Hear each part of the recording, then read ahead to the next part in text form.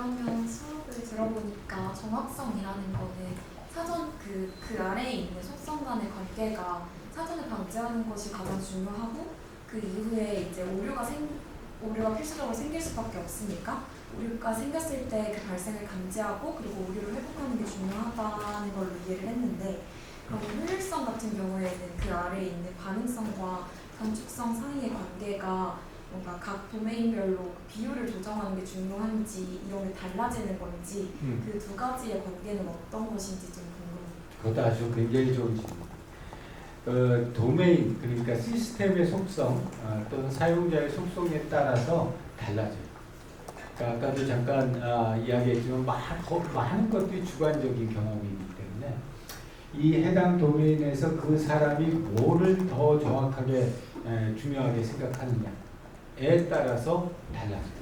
그리고 그거에 따라서 중요도 자체가 달라지는 거고 그 다음에 약간 또 부연 설명을 하자면 정확성에서도 사전 방지성이 있고 즉각적으로 알려주는 게 있고 원복하는 게 있는데 요 세 가지가 물론 아예 오류를 안 보내면 제일 좋기는 하지만 그게 불가능한 경우도 상당히 많았어요. 그러기 때문에 왜냐하면 이제 계속 해가지고 너 이게 진짜 맞아? 진짜 지울 거야. 안 하려면 서너 번을 물어보면은 사람이 지겨워가지고 안 할 텐데 그러면은 사용자의 경험 자체가 나빠지잖아요. 그렇기 때문에 이 그 세 가지도 어느 게 더 중요하다 덜 중요하다가 아니라 이 세 가지가 연속선상이다 이렇게 생각하면 좋고. 네. 자기 이름 한 번만 다시. 이수민입니다. 이수민. 네, 저는 사전 방지성하고 오류 회복성이 조금 상반된 위치에 있다고 이해를 했는데요. 사전 방지성은 이제 오류를 다시 돌이킬 수 없는 시스템에서 적용을 하고 오류 회복성은 오류를 다시 되돌릴 수 있는 상황에서 적용을 하는 걸로 이해를 했습니다. 그렇다면 사전 방지성하고 오류 회복성 둘 중에서 어떤 시스템을 적용할지는 시스템의 이용자 층을 분석을 해서 이 이용자는 이런 특성을 가졌을 거니까 이렇게 적용을 해야겠다 하는 것인지 혹은 그냥 시스템을 구현하는 방식에 따라서 결정을 하게 되는 것인지 궁금합니다. 아까 잠깐 얘기를 했지만 다시 한번 얘기를 하자면은 이 정확성이라든지 효율성은 시스템의 종류나 또는 환경에 상관없이 항상 중요하게 생각하고 있는 속성입니다. 그래서 항상 중요한 속성인데 이제 그 안에 있는 정확성에서 사전 방지성이라든지 오류 회복성이라고 하는 거는 그 나름대로 또 트레이드업이 있어요. 어떤 트레이드업이냐면 아까 얘기한 것처럼 사전 방지성을 막 올려놓게 되면 간편성이 계속 떨어집니다. 파일 하나 딜리트할 때마다 얘가 너 진짜 딜리트할 거야? 너 진짜야? 이거 이번에 딜리트하면 진짜 못 구한다? 얼마나 불편하겠어요? 그렇기 때문에 그것들 사이에 트레이드업이 있는 거고 컨플릭트가 있는 거고 그 다음에 오류 회복성도 굉장히 큰 컨플릭트가 있어요. 어떤 컨플릭트가 있냐면 우리가 오류 회복성을 갖다가 높인다는 거는 사용자의 액션을 다 기록한다는 거예요. 그러니까 분기돼서 여기서 내가 어떤 선택을 했고 여기서 어떤 선택을 했고 여기서 어떤 선택을 했다 하면 그 각각의 선택마다 이 사용자가 어떤 선택을 해서 현재 여기까지 왔다는 히스토리가 다 킵이 되어 있어요. 이게 시스템의 굉장히 큰 부하예요. 혼자 사용하는 거에 대해서는 괜찮을지 모르지만 오랫동안 많은 사람들이 사용했었을 때는 그 많은 사용자들의 히스토리를 다 기록해요. 그렇기 때문에 시스템의 용량이 어마어마하게 높아집니다. 그게 또 계속 메모리에 올라가 있어야 되기 때문에. 그래서 그런 것 때문에 그 방지성뿐만이 아니라 회복성도 항상 가능한 게 아니라 항상 불가능한 게 아니라 내가 이걸 얼마만큼 줘야지 이 시스템을 부하하고 또 사용자가 느끼는 경험을 갖다가 밸런스를 갖다 맞춰줄 수 있을까? 그걸 항상 생각해요. 그게 안 너무 좋은 질문이었어요. 네. 미안하지만 이름. 저도 놓고 와서 송나원. 네. 네, 나원님. 그 전방 오류 회복성 관련해서 질문이 있는데요. 이전 상태로 복구가 불가능할 경우에 이제 후방이 아니라 전방 오류 회복성이 적용이 된다고 이해를 하는데요. 이전 상태로 복구가 불가능하다는 건 어떻게 보면 이전 상태에 대한 정보가 없는 것인데 어쨌든 회복을 위한 길을 마련한다는 게 구체적으로 어떤 방식으로 이루어지는 건지 아니면 방금 말씀해 주신 것처럼 히스토리를 기반으로 해서 그래도 좀 대안책 같은 걸 마련해 주는 방식으로 복구를 하는 것인지 궁금합니다. 그것도 너무 좋은 질문. 아주 좋은 질문이에요. 그 히스토리가 없으면은 후방으로 못 가니까. 그러면은 이 전방 회복성은 어떤 거냐면 프리디파인 되어 있는 지점을 하나 정해놓는 거예요. 얘 가장 일반적인 게 뭐냐면 초기화를 갖다 하게 되면은 자기가 그때까지 했던 히스토리를 다 날라가긴 하지만 그걸 오류를 했던 지점 전 지점으로 가게 되죠. 그렇게 되기 때문에 물론 이제 거기서 다시 입력을 해가지고 그 프로세스를 다 따라가야 되기는 하지만 이제 그런 것들을 초기화라고 하는 건 아예 시스템 초기로 달려가는 것도 있지만 어떤 시스템들은 하루에 한 번씩 백업을 떠나요. 그렇게 하면은 돌아갈 때 그 당장 방금 전에 했던 거는 내가 후방으로 못 가지만 어저께 떠났던 백업 포인트로 넘어갈 수 있어요. 이제 그런 거 같은 경우 시스템이 이제 특히 이 오류가 생겼을 때 큰 문제가 생기는 경우 그런 경우에는 백업을 해서 대부분의 의료 시스템들은 다 데일리 백업을 해요. 그래서 우리도 그러고 그래서 보통 자정에서 4시 사이에 시스템 백업을 해서 그때까지 있었던 데이터들이나 행동들을 갖다가 다 히스토리를 네, 아주 좋은 질문입니다. 민재님? 질문이라기보다 제 이해가 맞는지 여쭤보고 싶어서 말씀드리는 건데 개념의 범주에 대해서 생각을 해봤어요. 설명해 주신 거에 대해서. 예를 들면은 효율성과 정확성이 따로 구분되어 있잖아요. 범주가 구분되어 있는데 제가 생각하기에 정확성 같은 경우는 특히 효율성에서 그 단축 경로와 관련된 내용 그 어떤 하부 카테고리로 들어갈 수 있지 않나라고 생각했거든요. 그렇게 생각을 하게 되면은 되게 아까 전에 또 균형성의 법칙이라고 말씀해 주셨잖아요. 어떤 요소가 더 페이탈한가에 대해서 그걸 판단한 다음에 이제 그걸 바탕으로 뭔가 어떤 의사결정을 내린다라고 말씀해 주셨는데 그렇게 하위 범주로 들어가게 되면은 균형성의 법칙 같은 어떤 애매한 무언가를 판단해야 되는 절차 없이 그냥 바로 쉽게 좀 더 효율적으로 의사결정을 할 수 있을 것 같은데 굳이 저런 식으로 카테고리가 범주가 나눠진 이유에 대해서 의구심이 들더라고요. 들으면서. 너무 좋은 코멘트. 네. 그 아주 좋은 코멘트. 왜냐? 사실 저 카테고리들은 오랜 기간 동안 경험을 통해서 또 연구 주제들을 통해서 찾아내서 형성되어진 카테고리였어요. 그렇기 때문에 저 카테고리를 갖다가 모든 시스템의 모든 장소에 항상 뭐 1+1은 2다. 이런 것처럼 그 항상 똑같이 이럴 필요 없어요. 해당되는 시스템에 따라서 난 이거 이 밑으로 넣겠다. 그래도 전혀 무방해요.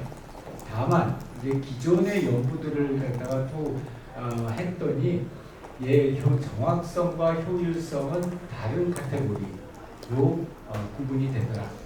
그리고 예를 들어서 아까 얘기했던 반응성하고 단축성도 다른 카테고리로 구분이 되더라. 대표적인 예가 되는 게 뭐냐면 아까 반응성에서의 반응 속도 하나는 속도를 갖다가 다루는 거고 하나는 클릭 수를 다루는 거다 이렇게 얘기를 했잖아요. 그러니까 개념적으로는 굉장히 다른데 근데 클릭 수가 많아지면 당연히 반응 속도가 느려지고 그리고 반응 속도가 빨라지면은 또 클릭 수가 줄어들고 그렇기 때문에 둘 간의 상관관계가 반드시 있어요. 반드시 있고 내가 이거를 갖다가 요 밑에 넣는 게 좋을까 바깥으로 떼어놓는 게 좋을까에 너무 큰 억한 심정을 안 가져요. 왜냐하면 그게 일반적인 그 기존의 연구들을 통해서 연역적으로 형성된 거지 이게 금과 옥조의 룰은 아니에요. 어떻게 됐어요? 네, 그러니까 딱 균형성의 법칙이라고 말씀해 주시면서 그걸 판단하는 척도 자체가 굉장히 상대적일 텐데 그렇게 제가 말한 대로 하면은 그런 어떤 오류 가능성 자체를 줄일 수 있을 것 같아서 그렇게 말씀드렸는데 설명 다 이해했습니다. 네. 그 균형성의 법칙이라고 하는 것도 그런데 이제 그렇죠. 어떤 사람에게는 이 에러가 페이탈할 수 있죠. 예를 들어서 내가 가장 소중하게 간직하는 것 중에 하나가 사진들이에요. 그 어저께도 밤 한 12시 넘어서 퇴근을 하면서 그 거리를 걸어가다가 너무 그 프레임이 좋아서 이제 사진기를 항상 들고 다녀요. 여기도 있어요. 항상 들고 다니는데 이제 그 사진기를 꺼내가지고 사진을 몇 장을 찍었어요. 근데 그런 사람한테는 이 사진이 중간에 날아가는 거 이게 엄청난 페이탈한 그런 거지만 이 디지털 카메라를 가지고서 뭐 밥 먹으면서도 수십 장 찍는 사람들한테는 그거 좀 날아가도 별 문제 없다는 거예요. 그래서 동일하게 사진이 날아가는 작업도 사실은 사람에 따라서 달라질 수 있어요. 페이탈한 정도가. 티력이 그래서 이 HCI를 진짜 잘한다라고 하는 거는 이 트레이드오프 관계를 얼마나 잘 이해했는가라는 그리고 이제 거기에서 경력이 나타나는 거예요. 그래서 이 HCI 하는 사람들이 그 이제 불평하는 것 중에 하나가 경력직만 뽑지 신규를 안 뽑는다. 그래서 뭐 다들 뭐 그럼 대학원 가라는 거냐 아니면 다들 웬만한 데 가가지고 뭐 하다 오라는 거냐 이제 그런 긍정들을 많이 해요. 그 이유가 물론 다른 분야도 마찬가지지만 경력직과 그 신참의 차이가 상당히 많이 나다 보니까 이제 삼성전자나 LG나 아마존이나 이런 구글이나 이런 UX 쪽은 신참을 하고 그래서 그쪽은 이제 웬만한 데 가서 경력 쌓고 그다음에 한 4, 5년 지나가지고 오라고 그렇게 얘기들을 하는 이유가 아까 같은 그런 트레이드오프 관계 그리고 그런 그 컨플릭트를 갖다 잘 이해하느냐 이해하지 않느냐에 따라서 시스템 개발 기간이라든지 개발 비용이 어마어마하게 차이가 나요. 그 부분에서 저번에 말씀해 주셨던 인공지능이 인공지능이 전적으로 의존하면 안 되는 그 영역이 생기는 것 같습니다. 네. 혹시 또 추가적으로 질문? 네, 은수님? 그 교수님이 아까 말씀해주신 것처럼 어떤 그 서비스가 제공하는 기능에서 어떤 게 중요한지에 따라서 효율성이 더 중요시할 수도 있고 정확성이 더 중요시할 수 있다고 하셨는데 그렇다면 만약에 정확성에서는 사전 방지성이랑 오류 발생 방지성, 그다음에 오류 회복성 이렇게 세 개가 있잖아요. 그렇다면 보통 실무에서는 어떤 부분에 조금 더 포커스를 맞춰서 조금 더 하는지 아주 좋은 질문이에요. 근데 그 실무에서 일단은 생각을 했었을 때는 이 오류 방지성이나 또는 회복성이나 또는 감지성 같은 것들이 거의 다 매뉴얼화되어 있어요. 필수 요인들은 그러니까 그게 이제 가이드라인이라고 하는 거죠. 구글, 뭐 애플 이런 회사들의 가이드라인을 가서 보면은 그 각각의 속성에 대해서 어떻게 해라라고 하는 게 프로시저로 쭉 나와 있기 때문에 뭐가 더 중요하다도 중요하지만 이 핵심 속성은 그런 좀 가이드라인적인 성격들이 강해요. 네, 좋습니다. 자, 잠깐만 우리 그 앞에 수업이 있어서 지금 조인한 사람들 위해서 간단하게만 오보기를 할게요. 자, 오늘은 우리 사용성에 대해서 얘기를 하는데 사용성이라는 게 간단한 개념이 아니라 되게 복잡한 개념입니다. 되게 복잡한 개념이고 그게 기본적인 속성과 부수적인 속성으로 나눕니다. 그래서 우리가 기본적인 속성은 효율성과 정확성에 대해서 이야기를 했고 그 다음에 부수적인 속성에서는 인재속도 얘기하고 근데 필수적인 속성과 부수적인 속성의 차이는 왼쪽 꼭 있어야 해요. 그래서 거의 매뉴얼화되어 있고 가이드 부분입니다. 오른쪽은 있으면 좋은 거고 종류가 더 늘어날 수도 있는 그런 종류의 것이다 라는 거의 차이점이다 라고 얘기를 했습니다. 자, 그래서 부수적인 속성의 첫 번째가 의미성이라고 하는 거예요. 그러니까 의미성이라고 하는 것도 굉장히 사실 주관적이죠. 그러니까 어떤 시스템의 요소가 있는데 그 시스템의 요소가 사용자가 보고 싶어하는 정보나 실행하고 싶은 기능이 있는 것을 감지하게 해줍니다. 그래서 그 안에 변화 제시성이라는 거하고 이해 가능성이라는 거하고 그 다음에 학습성이라는 거하고 세 가지가 있어요. 근데 지난 앞에서도 얘기했지만 여기에 더 붙을 수도 있어요. 해당되는 시스템의 특성에 따라서 여기에 더 중요한 것들이 붙을 수도 있는 거예요. 그리고 아예 중요하지 않아서 뺄 수도 있는 거예요. 그래서 그 실제 이 변화 제식성이라는 거는 이 시스템상에서 내가 어떤 행동을 해가지고 그 상태가 변했을 때 그 시스템의 상태가 변한 거를 갖다가 사용자가 잘 알 수 있도록 해줍니다. 그래서 가장 이제 즉시성이라는 건 자동적으로 알 수 있게 해줍니다. 두 번째 부가성이라는 거는 시스템의 상태에 대한 변화가 어떤 의미인지를 설명을 부가적으로 해줍니다. 대표적인 예를 들자면 내비게이션을 하게 되면은 내가 오른쪽 사거리 앞에 있는 사거리에서 왼쪽 좌회전을 했는지 우회전을 했는지가 내비게이션상에 그대로 반영이 되죠. 이게 즉시적으로 반영이 되는 거고 그 다음에는 내가 그렇게 초이스를 하고 나서 나의 상태가 변화하게 되면은 이제부터 목적지까지 가는 시간이 얼마가 됐습니다라는 의미를 갖다 부여해 주죠.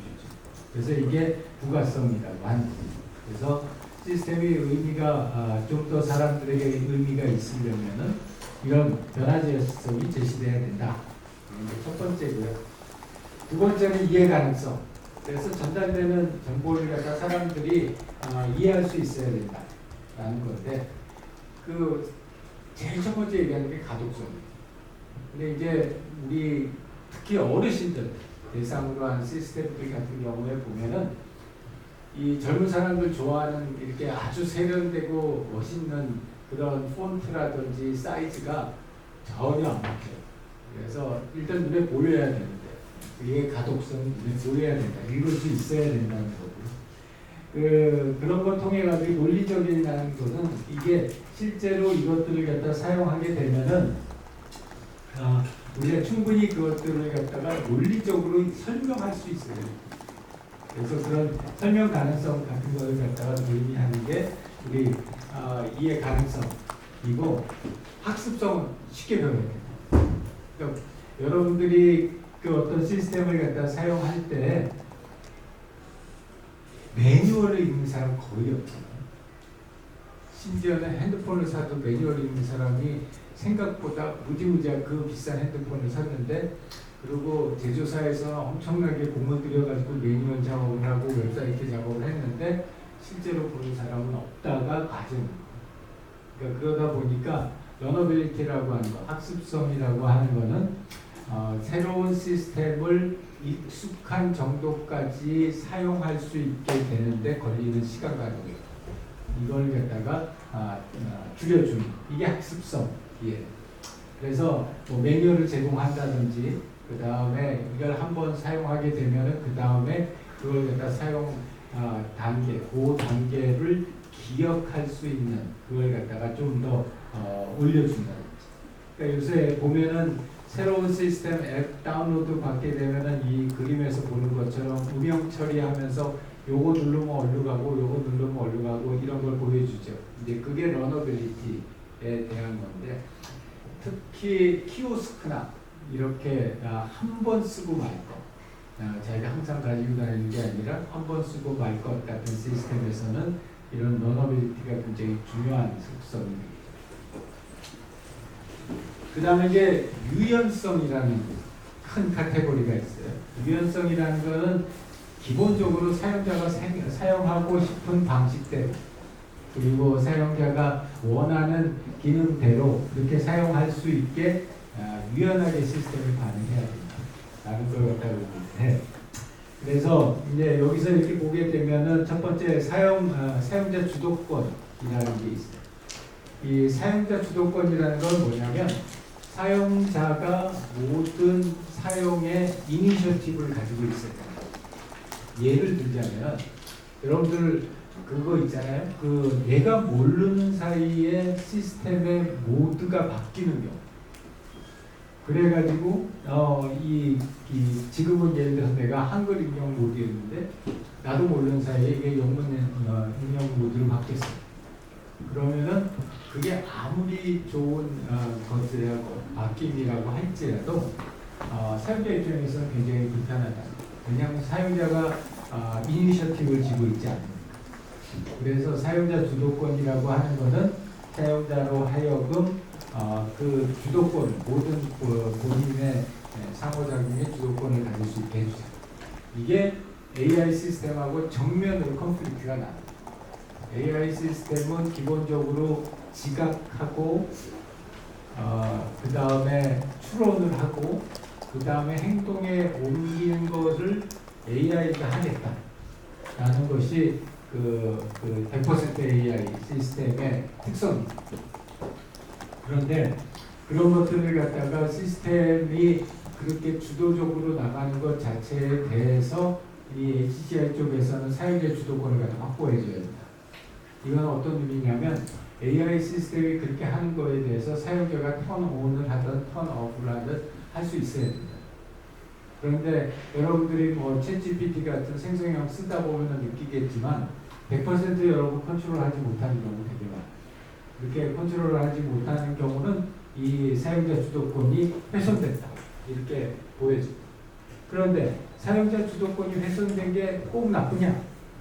이게 이제 부수적인 속성의 특성이에요. 시스템의 특성에 따라서 이런 사용자 주도권이 나빠지는 게 오케이일 수도 있고 그게 반드시 꼭 지켜져야 될 수도 있다. 그래서 부수적인 속성은 그런 차이가 있고요. 대체성이라고 하는 건 뭐냐면 두 가지가 있는데 입력 대체성하고 출력 대체성이 있어요. 여러분이 어떤 파일에 있는 내용을 볼 때 폴드 뷰로도 봐도 되고 내용상의 뷰로 봐도 되고 이렇게 여러 가지 형태의 뷰로 보는 것. 즉 여러분들에게 제시되는 정보의 형태를 여러분들이 원하는 대로 바꿔서 볼 수 있는 것. 이게 출력 대체성입니다. 입력 대체성은 예를 들어서 여러분들이 이 타치 스크린에다가 키인을 해서 입력을 할 수도 있고 음성으로 입력을 할 수도 있고 이런 여러 가지 그 방법을 제시해 주는 게 입력 대체성. 그래서 대체성이라고 하는 거는 사람들이 본인들이 원하는 방식으로 작업할 수 있게 여러 가지 다양한 형태의 입력과 출력을 제공하여 준다라는 거고요. 세 번째 다중성이라고 하는 것은 사람들이 원하는 경우에 한 번에 2개, 3개, 4개 이런 거를 동시에 진행할 수 있게끔 멀티태스킹을 할 수 있게 해줍니다. 두 가지 방법이 있어요. 하나는 진짜 멀티태스킹. 예를 들어서 컴퓨터 컴파일러 돌아가면서 내가 수작업으로 프로그래밍 한다. 이건 동시적 다중성이라고 하는 거고 교차적 다중성이라고 하는 거는 실제로는 교차해가지고 프로그램 짜다가 중간에 잠깐 씌워놓고 디버깅하고 다시 프로그램 짜고 디버깅하고 그 사이가 짧아질수록 그 동시성이 높아지는 걸로 다중성이 높아지는 걸로 보여지게 되죠. 느껴지게 되죠. 그래서 이런 것들이 다중성이고요. 그 다음에 요새 이제 AI가 나오면서 엄청 많이 얘기하는 게 개인화, 커스터마이제이션 얘기들 갖다 많이 해요. 그래서 AI 시스템의 제일 큰 특징 중에 하나가 개인화된 시스템을 제공할 수 있다라는 건데 여기도 이제 두 가지가 있어요. 하나는 응용성이라는 게 있고 하나는 적응성이라고 하는 게 있는데 영어로는 다 달라요. 영어 단어는 하나는 어댑테이션이고 하나는 어댑테이션인데 한 모음 하나만 다르구나. 근데 이 응용성이라고 하는 거는 사용자가 본인의 취향에 따라서 본인이 바꾸는 거. 예를 들어서 그 휴대폰 화면을 갖다 바꾼다. 휴대폰 벨소리를 바꾼다. 이거는 응용성인 거고 적응성이라는 건 시스템이 주도권을 가지고 시스템을 개인의 취향에 맞추어 주는 거. 대부분은 이거를 개인화하라고 해 AI에서. 그래서 이 적응성을 갖다 높이는 건데 아마 여러분들이 들으면서 바로 느꼈겠지만 사용자 주도성하고 여기에 적응성은 완전히 서로 컨플릭트가 됩니다. 그렇기 때문에 해당되는 지난 아까도 얘기했지만 다시 한번 강조하지만 모든 사용성의 속성을 다 높이는 것은 불가능하고 할 수도 없고 해도 안 좋습니다. 이 현재 사용자의 특성과 환경에 따라서 더 중요한 것이 무엇인지를 찾는 게 더 중요하다는 거죠. 그 다음에 연결성이라고 하는 거는 이제 시스템 간의 연결을 갖다가 의미하는데 예를 들어서 이 연동성이 있고 호환성이 있고 상호 운영성이 있어요. 단어가 되게 어려운데 연동성이라는 거는 쉽게 얘기하면은 여러 기기들이 연동하는 거. 그래서 여기서 아이폰 사용하는 사람은 아이패드 사용하면 연동되죠. 그리고 이 아이패드하고 맥북하고 연동되고 이런 것들이 연동성이고 호환성은 여러분들이 맥북에서 작업한 PDF 파일을 갖다가 여러분 핸드폰에서 갤럭시 폰에서 볼 수 있다. 이게 호환성. 그 다음에 상호 운영성이라는 거는 이런 데이터들을 갖다가 서로 주고받을 수 있는 큰 시스템이 제공할 수 있다. 아주 대표적인 게 의료정보와 관련된 것들이. 그래서 의료정보 쪽에서는 이런 상호 운영성을 높이는 국제표준 규격이 있어요.